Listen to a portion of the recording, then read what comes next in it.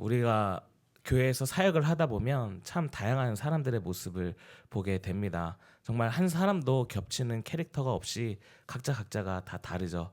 각자가 좋아하는 것들이 있고 싫어하는 것들이 있다 보니까 의견이 언제나 분분한 곳이 교회라고 생각합니다. 근데 이러한 생각들이 좀 유연하게 작동하면 참 좋을 텐데요.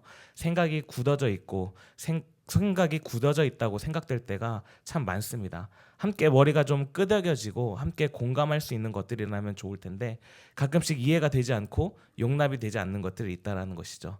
제가 전에 있던 교회에서 있었던 일인데요. 당시에도 제가 이제 중고등부를 맡고 있었는데 그 당시에는 찬양 인도도 하고 뭐 설교도 하고 그러고 있었습니다. 근데 하루는 한 장로님이 저한테 오시더니 그러는 거예요. 너무 아이들에게 복음 성가만 한다. 그래도 찬송가를 좀 넣어야 하지 않겠냐라고 이렇게 말씀을 하시는 적이 있었습니다. 그래서 그 이야기를 들으면서 내가 잘못된 건가라고 한번 생각을 해봤던 적이 있습니다. 그래서 어른 예배 때 여러분들이 느끼시는지는 모르겠지만 전 찬송가를 굉장히 많이 부릅니다. 그때의 기억이 저를 좀 머물게 하는 거죠. 물론 그 장로님의 말씀이 무슨 뜻인지는 충분히 알고 있습니다. 찬송가가 가지고 있는 권위도 있고요. 찬송가가 주는 힘도 분명 있습니다. 그리고 아이들이 찬송가를 잘 모르기 때문에 찬송가를 부르면서 찬송가를 익혀야 한다는 것에도 동의합니다. 하지만 꼭 찬송가가 있어야지만 하나님이 그 찬양을 받으시고 찬송가가 있어야지만 그 예배가 진행되는 건 아니라고 생각을 합니다. 그래서 그 이후로 그 당시에는 중고등부 때 찬송가를 잘 안 집어넣습니다. 저의 소심한 반항이었죠. 우리 각자가 자기 소견에 옳은 대로 행하는 수많은 사람들을 만나게 되고 그렇기 때문에 참 쉽지 않은 것이 신앙생활이라는 생각을 하게 됩니다. 하나님께서 이 사람들에게 고난을 주셨습니다. 오늘 본문에 보니까요, 이 이스라엘 백성들에게 스데반의 어려움을 통해서 예루살렘의 교회에 있던 많은 사람들이 흩어지게 되고 수많은 것으로 흩어지게 되었다는 것이죠. 아마 흩어지면서 두려웠을 겁니다. 지금처럼 돈만 가지고 있으면 또 신용카드만 가지고 있으면 어디든지 갈 수 있는 그러한 세상이 아니라 떠난다라고 하는 것은 어쩌면 생존의 위협을 받는 것입니다. 굉장히 힘들고 어려운 일이죠. 살기 위해서 모든 것을 버리고 생존을 위해서 떠나야만 했습니다. 이 역사 속에서 그러니까 이 스데반의 일로 다 흩어지게 되는데요. 참 신기합니다. 마주하고 있는 이 어려운 상황 속에서도 새로운 생각을 할 법도 한데 사람들이 바뀌느냐? 바뀌지 않는다라는 거예요. 좀 어려운 상황을 마주하고 실패와도 같은 상황을 마주하면 무엇이 잘못되었는지를 좀 돌아보고 새로운 개선된 방향으로 나아가야 할 텐데 그러지 않은 사람들의 모습을 보여주고 있다는 거죠. 오늘 우리가 읽은 사도행전 11장은 크게 두 부분으로 나뉘게 됩니다. 1절부터 18절까지는요. 이제 베드로가 환상을 보게 되고 고넬료의 집에 방문하게 됩니다. 그리고 그곳에서 설교를 하고 이방인들이 성령을 받게 되는 놀라운 역사가 나타나게 됩니다. 그리고 그 소문이 파다하게 퍼져 나갔겠죠. 그런데 이 당시 교회에서는 이 일들을 좋게 보지는 않았던 것 같습니다. 11장 2절에 있는 말씀인데요. 우리 11장 2절 같이 읽도록 하겠습니다. 시작.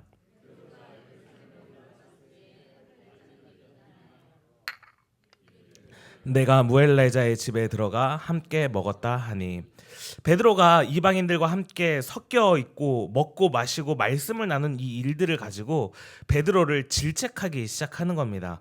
이에 대한 베드로의 반응이 참 재밌는데요. 베드로가 원래 어떠한 사람이죠? 굉장히 열정적이고 또 굉장히 충동적인 사람입니다.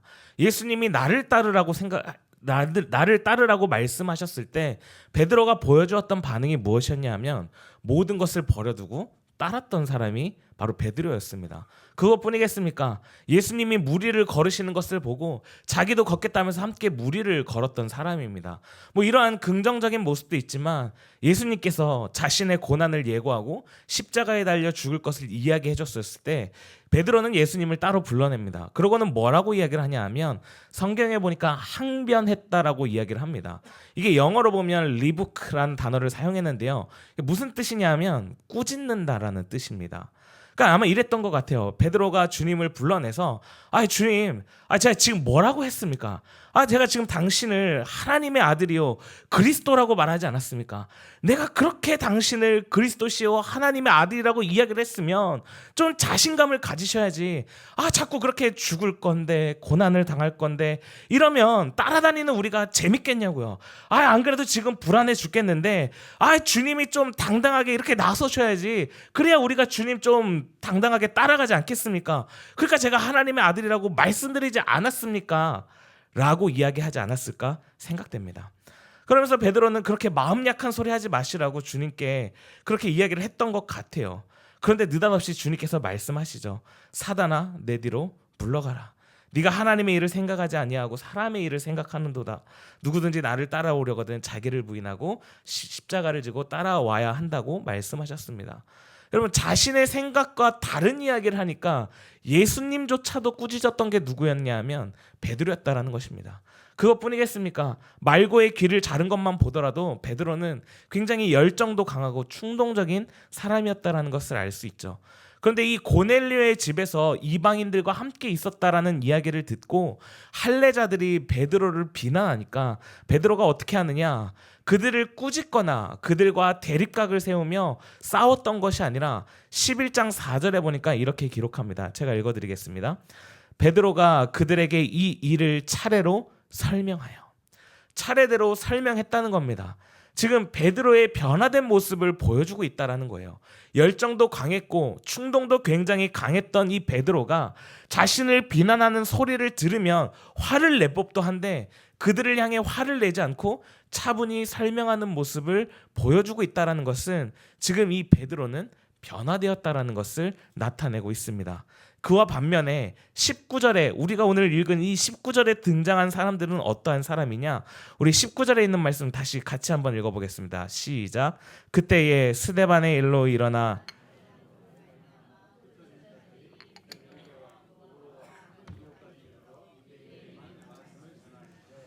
지금 누구에게만 말씀을 전했다고요? 유대인입니다. 여러분, 지금 이 앞에서는 베드로가 이방인과 함께 섞여서 먹고 마시고 말씀을 전한 일을 가지고 질책하는 모습을 베드로를 향해 사람들이 질책하였지만 베드로는 그들을 향해 꾸짖지 않고 그들을 향해 대립각을 세우지 않고 그들을 설명해 나아가는 변화된 모습을 보여주었습니다. 그런데요, 오늘 이 모습을 보니 이 19절을 보니까 사람들이 흩어진 사람들이 말씀을 전하는데 유대인에게만 전한다고 이야기합니다. 여러분, 사람이라는 것은 익숙한 걸 하게 되어 있습니다. 몸이 기억하는 걸 하게 돼 있죠. 자기 생각이 변하지 않는 것입니다. 베드로를 통하여 이방인들에게도 복음이 전해지고 그들이 성령을 받았다는 이야기 다음에 변화된 베드로의 모습을 보여준 다음에 성경은 19절부터 변하지 않는 사람들의 모습을 보여주고 있다는 거죠. 여전히 복음이 유대인에게만 적용되어지고 그래서 유대인에게만 말씀을 전하는 사람들의 모습을 보여주고 있습니다. 그런데 참 신기하게도요, 그 중에 구브로와 구레네 몇 사람이 그 출신이었던 몇 사람들, 소위 말하면 이 사람들은 주류파는 아니었을 겁니다.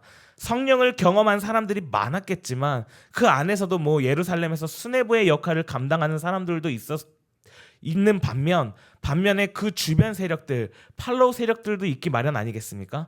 소위 말하는 이 주변부 세력이라고 말할 수 있는 구브로와 구레네 몇 사람이 안디옥에 와서 헬라인에게도 말하여 주 예수를 전파했다고 성경은 기록하고 있습니다. 근데 이게 참 중요한 부분입니다. 말했다라고 하는 이 말이요, 원어를 가만히 살펴보면 좀 여러 가지 뜻이 있겠지만 제가 좀 쉽게 설명을 드리겠습니다. 종종 이제 옆에 계신 분들이 이제 맛집을 추천해 주실 때가 있습니다. 그래서 한 번은 담임 목사님께서 이제 맛있는 곳이 있다고 해서 한번 먹으러 간 적이 있었습니다. 이제 다 같이 교육자들 다 같이 이제 닭칼국수를 이제 먹으러 갔는데요.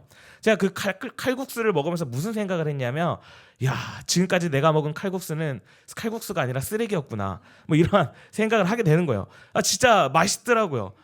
닭도 들어가고 조개도 들어가고 그 육수들이 굉장히 잘 어우러져서 두 그릇 먹고 밥까지 말아 먹었습니다. 분명 담임 목사님이 한 그릇도 다 못 먹을 텐데 그러셨는데 두 그릇 먹고 밥 말아 먹었습니다. 너무 맛있으니까요. 그러니까 집에 와도 생각이 나니까 제 아내한테 그러는 거예요. 여보, 우리 가서 다음에 닭칼국수를 한번 먹으러 가자. 진짜 맛있는 데가 있어. 요게 성경에 나온 말한다는 말입니다. 내가 좋아서 기쁨이 가득 차서 말하였다라는 거죠. 이 말은 무슨 말일까요? 쉽게 말하면 내가 복음 전파할 일이 있다는 데의 명분이나 엄청난 꿈을 가지고 있는 것이 아니라 내 안에 가득 차 있는 것을 나도 모르게 헬라인에게 이야기했다라는 겁니다. 그런데 참 재밌는 것은 하나님의 성령께서는 이 말한 것을 재해석하신다라는 거죠. 뭐라고 말하냐면 헬라인에게도 말하여, 그리고 그 다음에 어떻게 기록되어져 있느냐? 주 예수를 전파하니. 우리는 그저 말한 것일 뿐인데 하나님이 뭐라고 바꿔주시냐면 복음을 전파했다고 선언을 하시는 겁니다. 우리에게 이러한 자연스러운 일이 충만하기를 간절히 소망합니다. 우리는 그저 말할 뿐인데 하나님께서 우리의 말을 사용하셔서 복음을 전파하시는 겁니다. 그러면서 21절에 뭐라고 나와 있냐니까 우리 21절에 있는 말씀 같이 한번 읽어보겠습니다. 시작.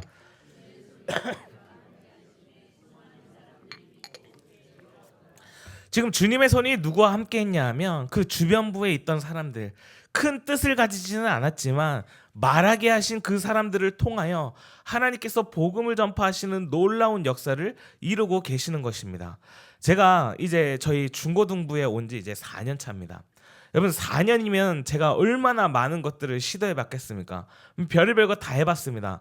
뭐 예배 시작 전에 1분 인사 뭐 이래가지고 서로 막 다 돌아다니면서 인사도 해보고 뭐 행사도 이런 거 저런 거 참 많이 해봤습니다. 그런데 참 희한하게도요, 저희 중고등부는 숫자가 변하질 않아요. 처음 왔을 때에도 20명대 초반이었고 계속해서 20명대 초반인 거죠.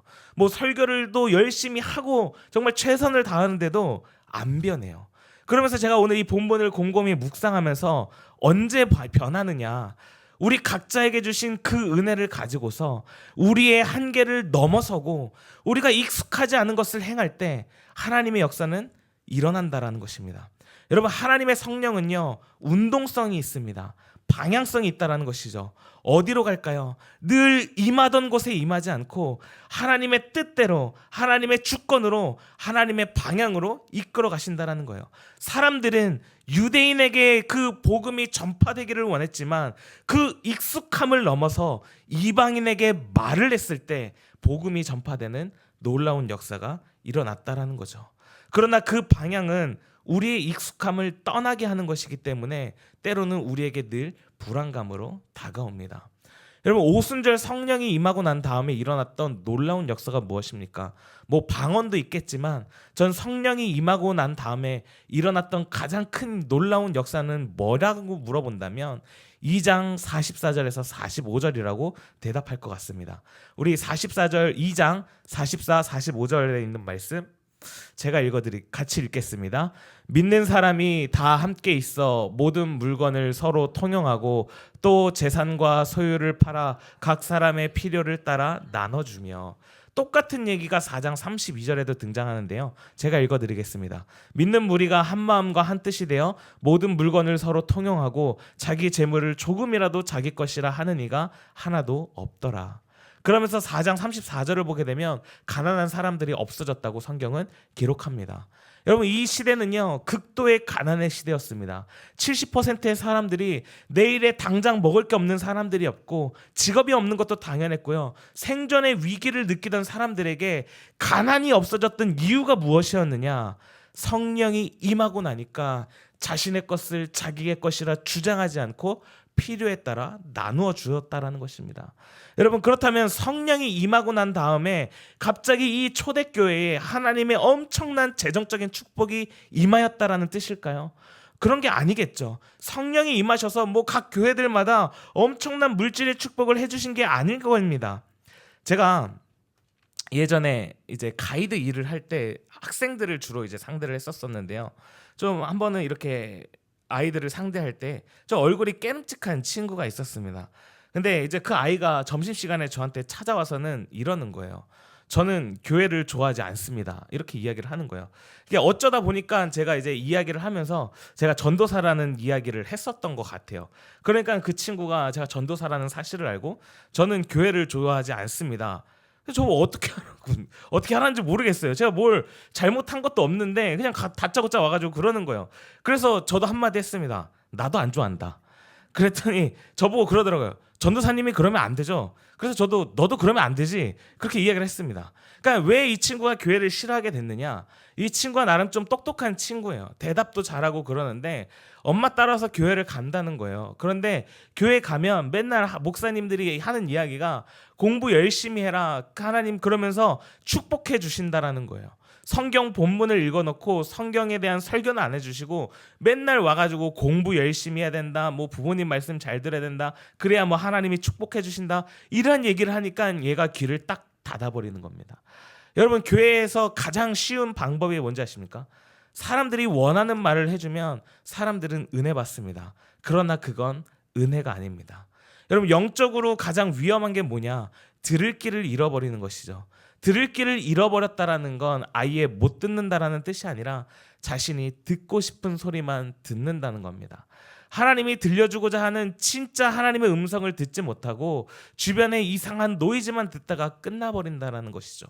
하나님이 주시는 진짜 음성, 하나님이 말씀해 주시는 그 말씀을 들을 감각을 잃어버리는 것입니다. 여러분, 이거는 비단 목회자 한 사람만의 문제는 아니라고 생각합니다. 교회 공동체도 똑같은 책임이 있다고 생각해요. 목회자는 철두철미하게 하나님의 말씀을 제대로 선포해야 될 책임이 있고요. 하나님의 백성은 그 말씀이 내 삶이 찔러지고 아프고 고통스러워도 그 말씀을 하나님의 말씀으로 받아들여야 되는 책임이 똑같이 있다라는 것입니다.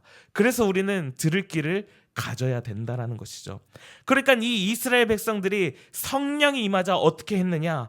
모든 사람들이 가난하고 위협당하고 내일을 알지 못하는 그 불안을 살아가는 그 속에서도 자신의 소유를 팔았고 자기의 재물을 조금이라도 자기 것이라 하는 이가 없었고 각 사람의 필요를 따라 나누어 주었다라는 것입니다. 여러분, 이것이 성령의 운동성이라는 거죠. 세상 사람들은 다 자신의 소유를 이야기합니다. 그것이 이 세상의 팽배한 사고방식이고 그것이 우리에게 익숙한 사고방식입니다. 그런데 성령이 임하고 나니까 어떻게 되느냐?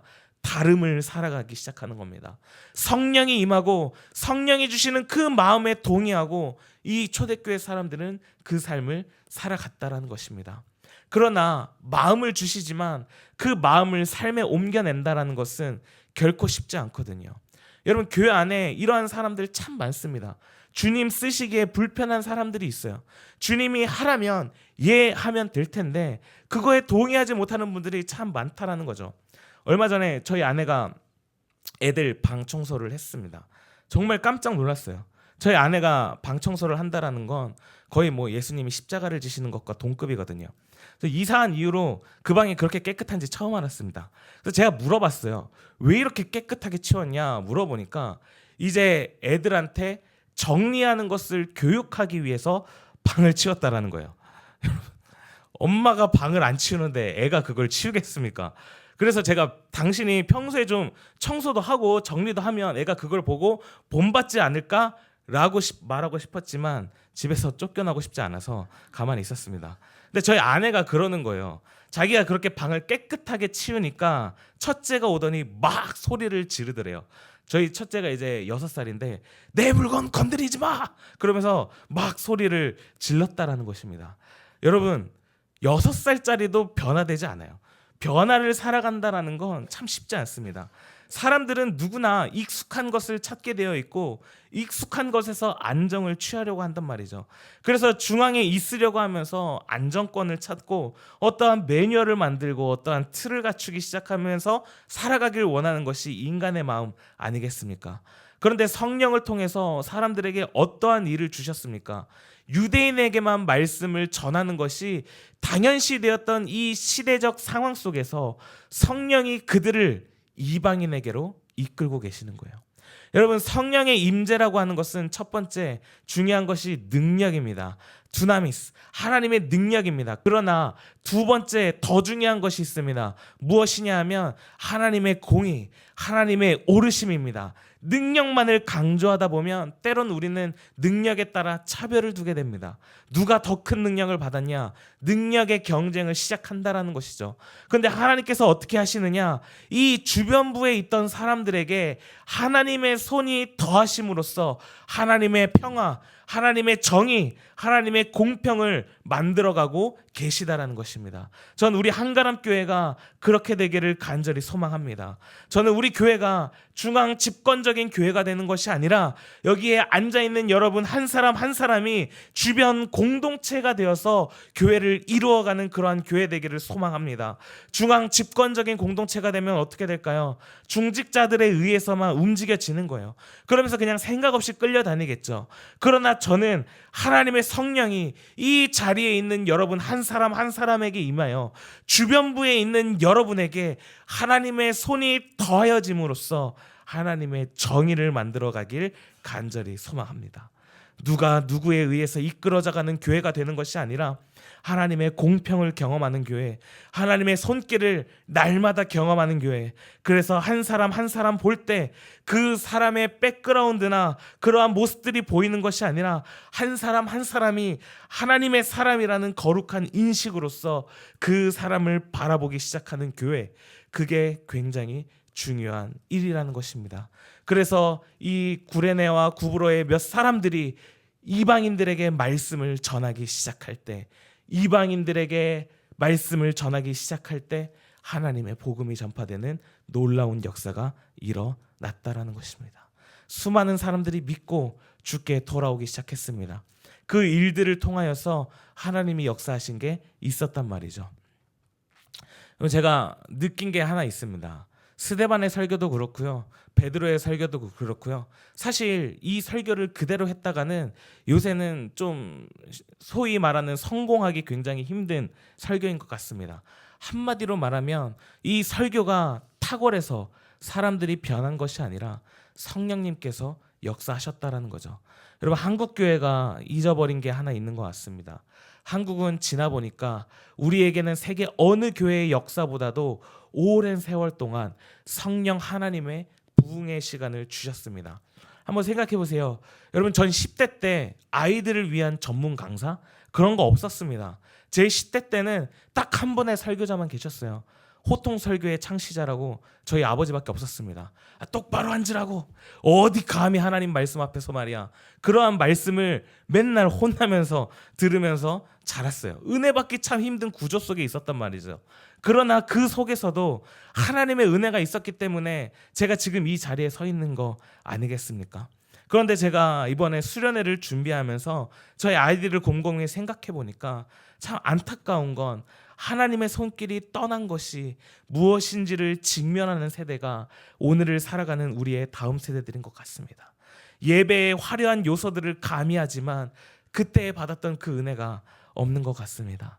하나님이 주셨던 그 은혜, 감히 뭐라고 말할 수 없었던 그 은혜, 하나님 앞에서 무릎 꿇으라고 해서 무릎을 꿇는 것이 아니라 저절로 꿇어졌던 그 은혜, 그냥 찬양을 불러도 말로 다 형용할 수 없었던 그 은혜를 우리가 상실한 채로 살아가는 것은 아닌지 되돌아보게 되었습니다. 여러분, 하나 아셔야 되는 것이 교회에 똑똑한 사람들이 없어서 이렇게 된 것이 아닙니다. 뛰어난 설교자가 없기 때문에 이 모양인 건 아닙니다. 하나님의 성령이 임하셔야만 되는 것입니다. 하나님의 은혜가 임하여야 한다라는 거죠. 베드로의 설교가 위대했던 것이 아니라 비록 연약한 설교라 할지라도 그 설교를 들어 쓰셨던 성령 하나님의 역사가 다시 한 번 더 우리 공동체 위에, 이 민족 위에, 이 열방 가운데 임하기를 간절히 소망하는 마음을 가지셔야 합니다. 그래서 여러분, 열망하십시오. 하나님의 은혜를 열망하시고 더 목말라 하십시오. 만족하지 마시고, 야, 우리 교회 이 정도면 됐지, 교회에 나오기만 하면 됐지. 가장 위험한 것입니다. 존 파이프 목사님께서 이러한 말씀하셨습니다. 하나님의 은혜를 더 열망해라. 현대 그리스도인들의 가장 큰 문제는 너무 쉽게 만족한다라는 것이다. 하나님을 열망해라. 하나님을 더 사모해라. 하나님의 은혜를 더 목말라 해라. 여러분, 전 우리 교회 공동체가 그렇게 되기를 소망합니다. 하나님의 은혜에 대한 간절한 마음들, 하나님, 우리의 노력으로 되지 않습니다. 하나님, 우리의 힘으로 되지 않습니다. 우리가 최선을 다하지만 성령님 임하여 주시옵소서. 주님의 손이 그 위에 더하여질 때 그 연약한 공동체, 터전도 시원찮고 먹을 것도 시원찮아서 당장 생존의 위협을 받는 이 공동체의 사람들에게 주의 손이 더하여지니까 복음이 전파되었다는 놀라운 역사가 일어났다라는 것입니다. 그때 이 예루살렘 교회가 이 소문을 듣고 잘한 것이 한 가지 있습니다. 무엇이었냐 하면 비록 많은 사람들이 흩어져 있었지만 몇 명의 사람들은 마지막까지 예루살렘을 사수하려고 목적을 지키고 끝까지 버텼던 사람들이 있었습니다. 그리고 그들 중에 한 사람을 안디옥으로 파견하는 것입니다. 그 사람이 바로 바나바라고 하는 사람인데요. 그에 대한 설명이 23절에 나옵니다. 제가 읽겠습니다.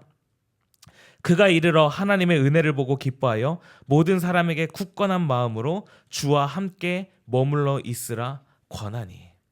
놀랍습니다. 이 바나바가 보았던 것은 다른 어떠한 것이 아니라 하나님의 은혜를 보았다라는 것입니다.